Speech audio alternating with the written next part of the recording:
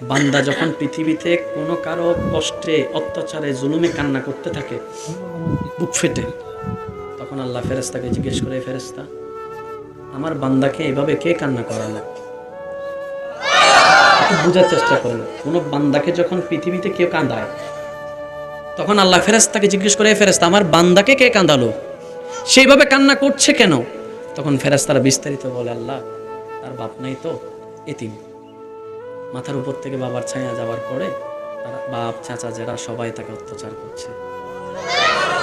রব বলে যে আমার বান্দার কেউ নাই সেজন্য তাকে জ্বালাচ্ছে। ফেরেশতা তোরা সাক্ষী থাকিস, আজকে থেকে এই বান্দার সাথে আমি আল্লাহ আছি, আমি আল্লাহ আছি। রব বলে যে বান্দা আমি আছি তোর সাথে, আমি আছি তোর সাথে, আমি আছি তোর সাথে। তোর ডাক বাবা শুনবে না, ভাই শুনবে না, তোর পক্ষে কেউ কথা বলবে না, আমি আল্লাহ কথা বলবো, আমি আল্লাহ কথা বলবো, আমি আল্লাহ কথা বলবো। এদিকে বান্দার চোখের পানি পড়ে, মজলুমের অন্তর থেকে বের হয়, সেটা আল্লাহর দরবারে পৌঁছে যায়, দোয়া কবুল হয়ে যায়। সেজন্য সৌভাগ্যবান মজলুম, কারণ জালিমের সাথে আল্লাহ বলে না, জালিমের সাথে আল্লাহ, মজলুমের সাথে আল্লাহ। সেজন্য আমি বলি, কেউ যদি জ্বালায় জ্বালাইতে দেন, কেউ যদি গুতায় গুতাইতে দেন, কেউ যদি বদনাম করে দেন না একটু করতে, কেউ যদি নামাতে চায় একটু সময় দেন না নামাতে। কারণ বান্দা যাকে নামায় ওই বান্দার ধৈর্য যদি আল্লাহর পছন্দ হয়, আল্লাহ তখন তাকে তোলে।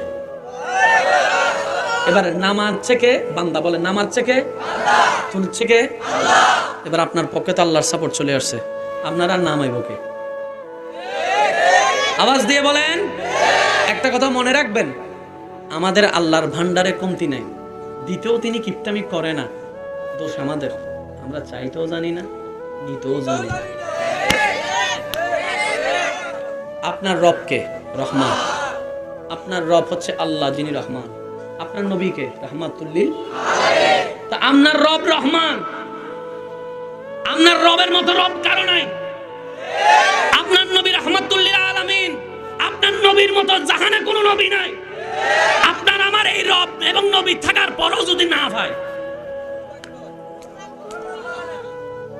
এবার কোন দোষ কার? আমার দোষ আমি স্বীকার করছি, আপনার টামনি কোন ভাই? দোষ কার? একটু জোরে কোন দোষ কার? এবার আমাদেরটা বাদ দিয়ে এখন দোষ আমার, দোষ কার? আমি কমু আমার, আপনারটা আপনি কবেন দোষ কার? আমার। দোষ কার? দোষ কার? নিজের দোষে নিজে করতে পড়ে আছি, নিজের ভাই নিজে ভাব নিছি আমি যে চালাক। আওয়াজ দিয়ে বলেন ঠিক কিনা? আল্লাহ আমাদেরকে বুদ্ধিমান হওয়ার তৌফিক দান করুন। এবার আল্লাহ থেকে নেয় কেমনে জানার দরকার। আল্লাহ পাক বলে যে দেওয়াটা আমার সুন্নত, তোরা দেওয়া শুরু কর।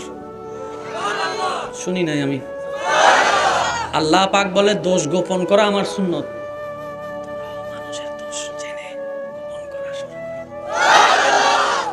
আল্লাহ পাক বলে যে মানুষ গর্ত থেকে তোলা আমার সুন্নত, তুইও গর্ত থেকে তোলা শুরু কর।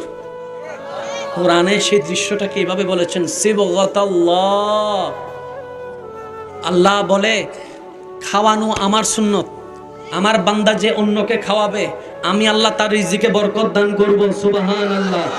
দোষ গোপন করা আমি সাত্তারের সুন্নত, আমার বান্দাদের ভিতরে যে অন্য বন্ধু ভাইয়ের দোষ জানার পরও সমাজে তাকে লাঞ্ছিত না করার জন্য দোষগুলাকে গোপন করে রাখবে, আমি আল্লাহ সেই বান্দার দুনিয়াতেও দোষ গোপন করে রাখবো, হাসরের পাপ রাশিও আমি আল্লাহ গোপন করে তার ইজ্জতের ব্যবস্থা করে দিব। বলেন সুবহানাল্লাহ।